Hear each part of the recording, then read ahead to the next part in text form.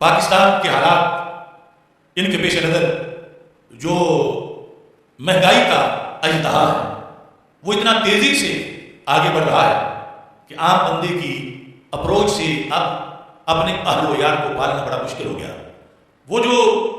اوپر لیول کے لوگ ہیں ان کی صحت پر کوئی اثر نہیں، کیونکہ انہوں نے عوام کا خون نچوڑنا ہوتا اور روزانہ جو ہے وہ وقفے کے بعد تیل بڑھا دیا جاتا ہے، پھر تھوڑا سا گھٹا کے پھر بڑھا دیا جاتا اور صدائے احتجاج بلند کرنے والوں کا گلا دبا دیا جاتا۔ تو بھوک تو ایسی چیز ہے، کہا الفقر ان یکون کفرا، کہ فقر قریب ہے کہ کفر بن جائے، یعنی بھوک سے تنگ آ کر ایسے لیول کو کوئی پہنچا، اگرچہ مسلمان بڑے پکے یقین پر ہے، لیکن یہ روز بروز کی آزمائش ہے۔ اور پھر اس میں یہ ہے کہ جب کوئی بھی فصل تیار ہوتی ہے تو اس کا ریٹ ڈاؤن کر دیا جاتا ہے اور ادھر جو اخراجات ہوتے ہیں وہ بہت زیادہ ہوتے ہیں، اور یہ پوری قوم کا المیہ ہے جنہیں نچوڑا جاتا ہے، نچوڑنے والے تو ہے نا۔ تو آج کے اس اجتماع میں یہ جو بے تحاشا مہنگائی ہے ہم اس کی پرزور مذمت کرتے ہیں، اور جو ارباب بست و کشاد ہیں انہیں آخرت کی فکر کا پیغام دیتے ہیں کہ تمہیں بھی اللہ کے ہاں جا کر جواب دینا ہے۔ اگر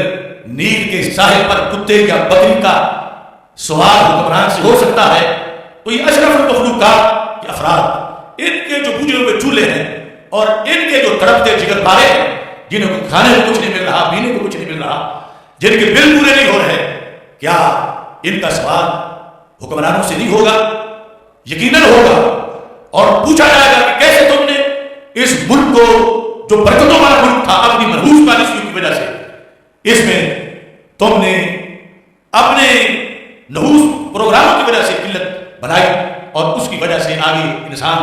اپنی عبادات کے لحاظ سے پریشان ہے، معاملات اور کاروبار کے لحاظ سے پریشان ہے، تعلیم و تعلق کے لحاظ سے پریشان ہے۔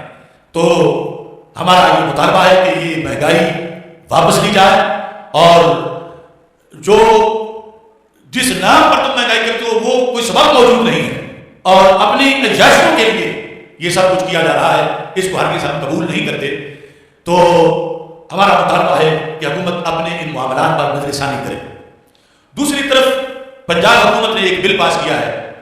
18 سال سے کم عمر لڑکوں اور لڑکیوں کی شادی کے لحاظ سے، اور بل میں اس شادی کو جرم قرار دیا گیا ہے اور پھر اس پر سزائیں اور جرمانہ رکھا گیا ہے۔ تو ہم یہ کہتے ہیں کہ یہ اللہ کے دین سے ٹکر لینا ہے، یہ قرآن میں مداخلت کرنا ہے۔ ایک قانون جب اللہ نے بنایا ہوا ہے اس کے مقابلے میں کسی کی کیا بنیاد ہے کہ وہ سوچے نہیں؟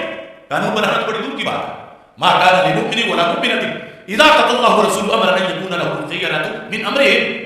مومن مرد یا عورت کے لیے جائز نہیں کہ جب اللہ اور اس کے رسول علیہ السلام کا فیصلہ آ جائے اس کے مقابلے میں یہ اپنی کوئی رائے لائے، فیصلہ کر دینا تو بڑی دور کی بات ہے، رائے لانا بھی جائز نہیں، حرام ہے۔ اور شریعت مطہرہ کے اندر نفس جواز دباؤ نہیں کہ ضرور شادیاں کرو 12 سال یا 13 سال والوں کی، وہ اپنے اپنے حالات پر ہے،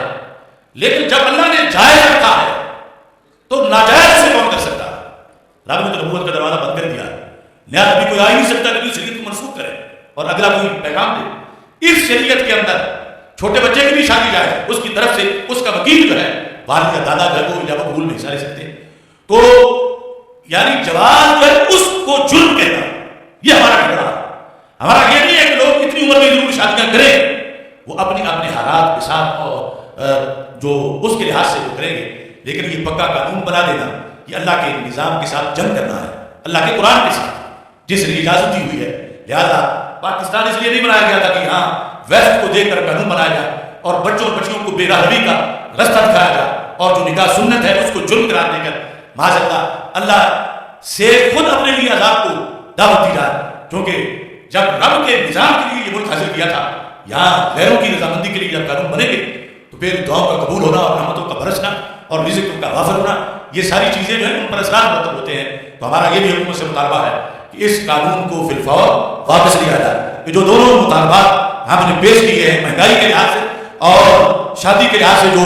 عمر کا جو قانون پاس ہوا ہے 18 سال سے کم شادی پر جو پابندی لگائی گئی ہے، ہم حکومت سے مطالبہ کرتے ہیں کہ اس پابندی کو واپس لیا جائے۔ یہ مجرمانہ فیصلہ ہے، شریعت سے متصادم ہے، اس کو فوری طور پر واپس لیا جائے اور مہنگائی کو ختم کرنے کے لیے جلد جو اقدامات کیے جائیں۔ اللہ تعالیٰ ہم سب کا اپنی فضل و کرم سے